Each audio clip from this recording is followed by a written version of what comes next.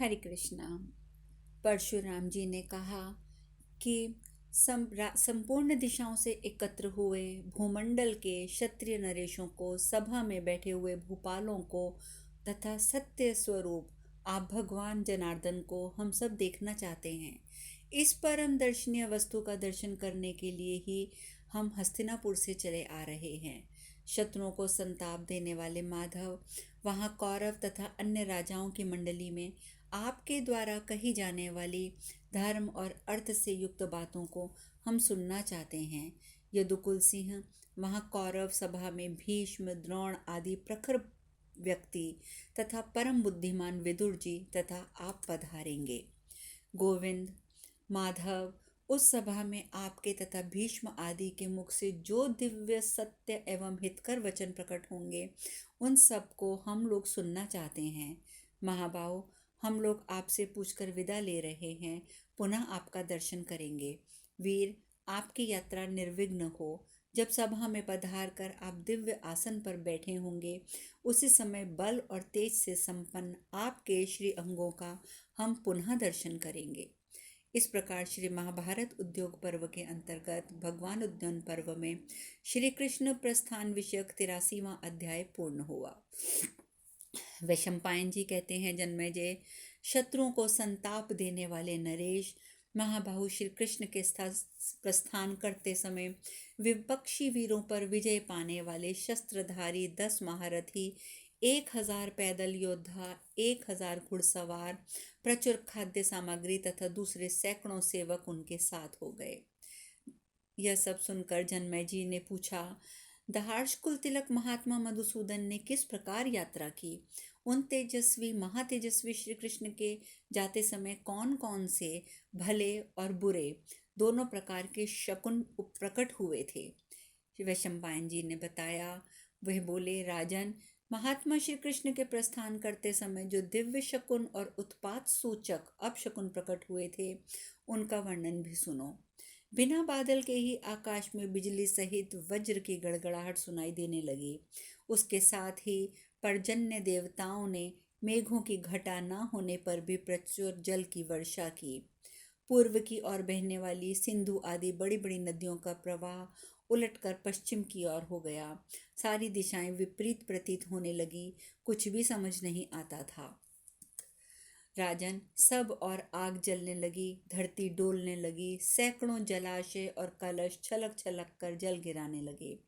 राजन, यह सारा संसार धूल के कारण अंधकार से आच्छन्न सा हो गया। कौन दिशा है, कौन दिशा नहीं है, किसी को कोई ज्ञान नहीं हो पाता था। महाराज, फिर बड़े जोर से कोलाहल होने लगा। आकाश में सब और मनुष्य की सी आकृति दिखाई देने लगी। संपूर्ण देशों में वह अद्भुत सी बात दिखाई दी। दक्षिण पश्चिम में आंधी उठी, हस्तिनापुर को मथने लगी। उसने झुंड के झुंड वृक्षों को तोड़ उखाड़ कर धाराशाही कर दिया। वृक्षपात का कठोर शब्द होने लगा। इस प्रकार उत्पात का उत्पात हस्तिनापुर के आसपास घटित होने लगा। भरत, वृषणी नंदन श्री कृष्ण मार्ग में जहाँ जहाँ रहते थे, वहाँ वहाँ सुखदायिनी वायु चलती थी तथा सभी शुभ शकुन उनके दाहिने भाग में प्रकट होते थे। उन पर फूलों की बहुत से खिले हुए कमलों की वृष्टि होती। सारा मार्ग कुश कंटक से शून्य और समतल होकर क्लेश और दुख से रहित हो जाता था। सहस तो ब्राह्मण विभिन्न स्थानों में भगवान श्री कृष्ण की स्तुति करते तथा मधुपर्क द्वारा उनका पूजन करते थे। धनदाता भगवान ने भी उन सबको यथेष्ट धन दिया। मार्ग में कितनी ही स्त्रियों ने आकर संपूर्ण भूतों के हित में रहने वाले उन महात्मा श्री कृष्ण के ऊपर वन के सुगंधित फूलों की वर्षा की। भरत श्रेष्ठ, उस समय धर्म कार्य के लिए अत्यंत उपयोगी तथा संपूर्ण सत्य संपत्ति से भरे हुए अहगनी धान के मनोहर खेत देखते हुए भगवान बड़े सुख से यात्रा कर रहे थे।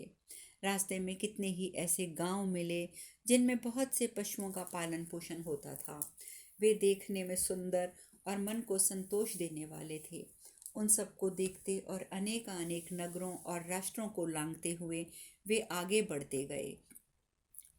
उन सब में प्रज्वलित अग्नि के वहां पर उन्होंने बहुत से ऐसे भी राज्य देखे जिन्हें शत्रुओं की सेनाओं से उद्गिन होने का अवसर मिला था। दुख और संकट कैसा होता है ये तो कुछ राज्य के लोग जानते ही नहीं थे। उन सब ने प्रज्वलित अग्नि के समान तेजस्वी अपने देश के पूजनीय अतिथि भगवान श्री कृष्ण को समीप आते देखकर जाकर उनका यथावत पूजन किया। शत्रुवीरों का संहार करने वाले भगवान श्री कृष्ण जब वृक्ष स्थल में पहुंचे उस समय नाना किरणों से मंडित सूर्य अस्त होने लगे और पश्चिम में आकाश की लाली छा गई। तब श्री कृष्ण शीघ्र ही रथ से उतरकर उन्हें खोलने की आज्ञा दी और विधि पूर्वक शौच स्नान करके वे संध्योपासना करने लगे। दारुक ने भी घोड़ों को खोलकर शस्त्र शास्त्र विधि के अनुसार उनकी परिचर्या की और उनका सारा साज बाज उतार दिया और उन्हें बंधन मुक्त करके छोड़ दिया। संध्या वंदन आदि कार्य समाप्त करके मधुसूदन श्री कृष्ण ने कहा, युधिष्ठिर का कार्य सिद्ध करने के लिए आज रात में हम लोग यहीं रहेंगे। उनका ये विचार जानकर सेवकों ने वहीं डेरा डाल दिया। क्षण भर में उन्होंने खाने पीने के उत्तम उत्तम पदार्थ वहां प्रस्तुत कर दिए। राजन, उस गांव में जो प्रमुख ब्राह्मण रहते थे वे श्रेष्ठ कुलीन लज्जाशील और ब्राह्मणोचित वृत्ति का पालन करने वाले थे। उन्होंने शत्रुदमन महात्मा ऋषिकेश के पास जाकर आशीर्वाद तथा मंगल पाठ करके उनका यथोचित पूजन किया। सर्वलोक पूजित श्री कृष्ण की पूजा करके उन्होंने उन महात्मा को अपने रत्न संपन्न गृह समर्पित कर दिए अर्थात अपने अपने घरों में ठहरने के लिए प्रभु से प्रार्थना की। तब भगवान ने यह कहकर कि यहाँ ठहरने के लिए पर्याप्त स्थान है उनका यथोयोग्य सत्कार किया और उनके संतोष के लिए सबके घरों पर जाकर वे पुनः वापस लौट आए।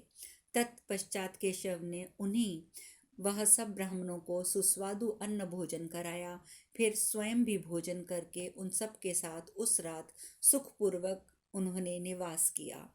इस प्रकार श्री महाभारत उद्योग पर्व के अंतर्गत भगवान उद्यान पर्व में श्री कृष्ण का हस्तिनापुर को प्रस्थान विषयक 84वां अध्याय पूर्ण हुआ। वैशंपायन जी कहते हैं, जन्मेजय, दूतों के द्वारा भगवान मधुसूदन के आगमन का समाचार जानकर धृतराष्ट्र के शरीर में रोमांच हो आया। उन्होंने महाबाहु भीष्म, द्रोण, संजय तथा परम बुद्धिमान विदुर का यथावत सत्कार करके मंत्रियों सहित दुर्योधन से इस प्रकार कहा, कुरुनंदन, एक अद्भुत और अत्यंत आश्चर्य की बात सुनाई दी है। घर घर में स्त्री, बालक और बूढ़े इसकी चर्चा करते हैं। जो यहाँ के निवासी हैं वे तथा जो बाहर से आए हुए हैं वे भी आदर पूर्वक उसी बात को कहते हैं। चौराहों पर सभाओं में भी पृथक पृथक वही चर्चा चलती है। वह बात यह है कि पांडवों की ओर से परम पराक्रमी भगवान श्री कृष्ण यहाँ पधारेंगे। वे मधुसूदन हम लोगों के माननीय तथा सब प्रकार से पूजनीय हैं। संपूर्ण लोगों का जीवन उन्हीं पर निर्भर है क्योंकि वे संपूर्ण भूतों के अधीश्वर हैं। उन माधव में धैर्य, पराक्रम, बुद्धि, तेज सब कुछ है। उन नरश्रेष्ठ श्री कृष्ण का यहाँ सम्मान होना चाहिए क्योंकि वे सनातन धर्म स्वरूप हैं। सम्मानित होने पर वे हमारे लिए सुखदायक होंगे और सम्मानित ना होने पर हमारे दुख के कारण बन जाएंगे। शत्रुओं का दमन करने वाले भगवान श्री कृष्ण यदि हमारे सत्कार साधनों से संतुष्ट हो जाएंगे तब हम समस्त राजाओं में उनकी सारे मनोरथों को प्राप्त कर लेंगे। परम तप, तुम श्री कृष्ण के स्वागत सत्कार के लिए आज से ही तैयारियां शुरू कर दो। मार्ग में अनेक विश्राम स्थान बनवाओ, उनमें सब प्रकार की मनुकूल उपभोग सामग्री प्रस्तुत करो। महाबाहु गांधारी नंदन, तुम ऐसा प्रयत्न करो जिससे श्री कृष्ण के हृदय में तुम्हारे प्रति प्रेम उत्पन्न हो जाए। अथवा भीष्म जी, इस विषय में आपकी क्या सम्मति है? तब भीष्म आदि लोगों ने उस प्रस्ताव की भूरी भूरी प्रशंसा करते हुए राजा धृतराष्ट्र से कहा, बहुत उत्तम बात है। उन सब की अनुमति जानकर राजा दुर्योधन ने उस समय जगह जगह सुंदर सभा भवन, सभा मंडप, विश्राम स्थान बनवाने के लिए आदेश जारी किया। तब कारीगरों ने विभिन्न रमणीय प्रदेशों में जाकर अलग अलग सब प्रकार के रत्नों से संपन्न अनेक विश्राम स्थान बनाए। नाना प्रकार के गुणों से युक्त विचित्र आसन, स्त्रियां, सुगंधित पदार्थ, आभूषण, मंत्र, महीन वस्त्र, गुणाकार पेय पदार्थ, भांति भांति के भोजन तथा सुगंधित पुष्पमालाएं आदि वस्तुओं को राजा दुर्योधन ने सब उन स्थानों पर रखवाया। विशेषता वृक्षस्थल नामक ग्राम में निवास करने के लिए कुरुराज दुर्योधन ने तो विश्राम स्थान बनवाया था। वह बड़ा मनोरम और प्रचुर रत्न राशि से संपन्न था। मनुष्यों के लिए अत्यंत दुर्लभ यह सब देवोचित व्यवस्था करके राजा दुर्योधन ने धृतराष्ट्र को इसकी सूचना दी। परंतु यदुकुल तिलक श्री कृष्ण उन विश्राम स्थानों तथा नाना प्रकार के रत्नों की ओर दृष्टिपात तक न करके कौरवों के निवास स्थान हस्तिनापुर की ओर बढ़ते चले गए। इस प्रकार श्री महाभारत उद्योग पर्व में भगवान श्री कृष्ण के द्वारा विश्राम स्थल निर्माण विषयक भगवान श्री कृष्ण के लिए विश्राम स्थल निर्माण विषयक 85वां अध्याय पूर्ण हुआ।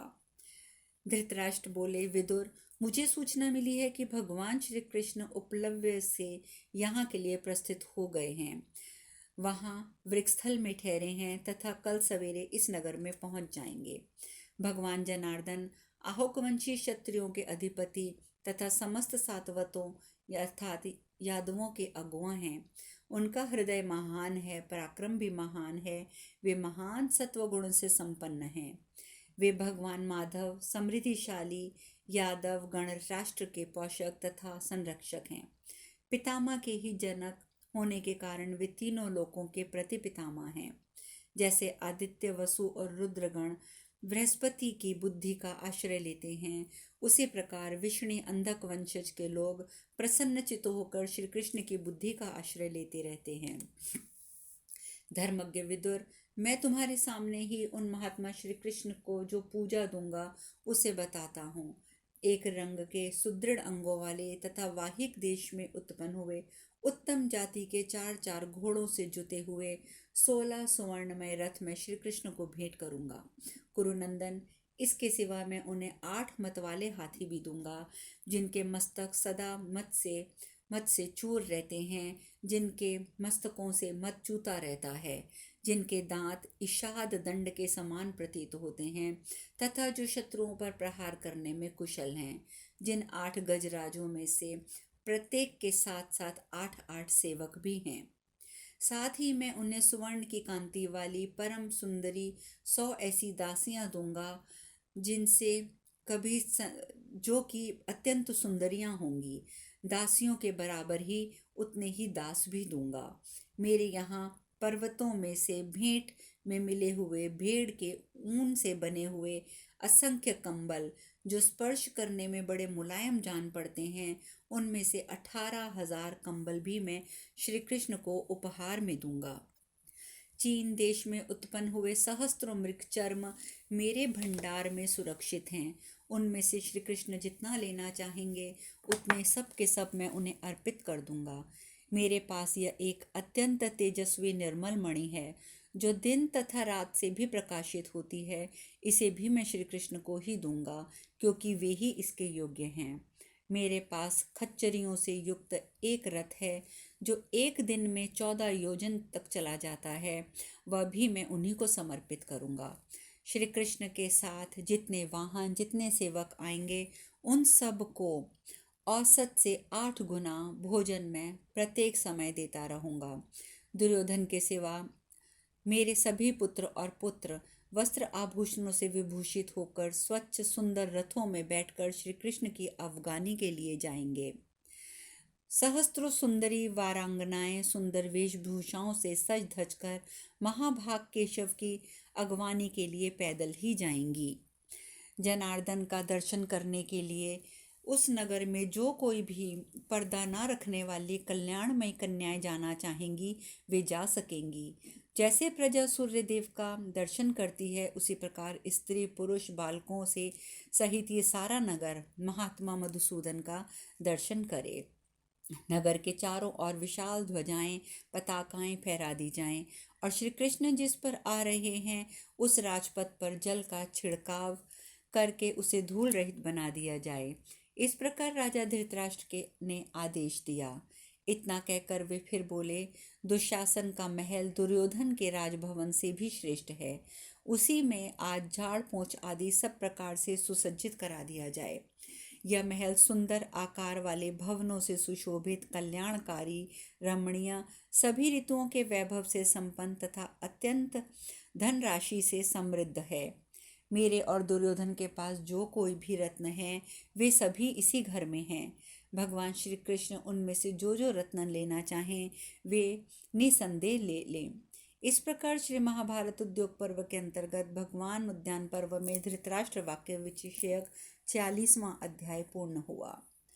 यह सब सुनकर विदुर जी बोले, राजन, आप तीनों लोकों के श्रेष्ठम पुरुष हैं और सर्वत्र आपका सम्मान होता है। भरत, इस लोक में आपकी प्रतिष्ठा और सम्मान है।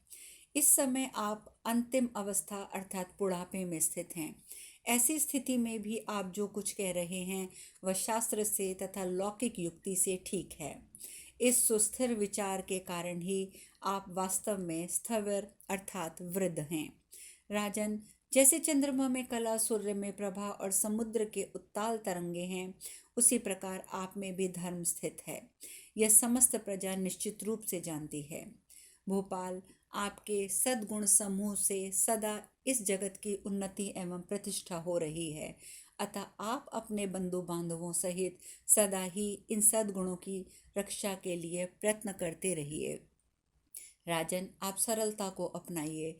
मूर्खतावश कुटिलता का आश्रय लेकर अपने अत्यंत प्रिय पुत्रों, पौत्रों, सुहृदों का महान सर्वनाश मत कीजिएगा। नरेश्वर, श्री कृष्ण को अतिथि रूप में पाकर जो उन्हें आप बहुत सी वस्तुएं देना चाहते हैं, वे सब के साथ साथ वे आपकी इस समूची पृथ्वी को भी पाने का अधिकार रखते हैं। मैं सत्य की शपथ खाकर कहता हूँ, अपने शरीर को छूकर कहता हूँ कि आप धर्म पालन के उद्देश्य से तथा श्री कृष्ण का प्रिय करने के लिए उन्हें वे सब वस्तुएं नहीं देना चाहते हैं। यज्ञों में बहुत सी दक्षिणा देने वाले महाराज, मैं सच कहता हूँ, यह सब आपकी माया और प्रवच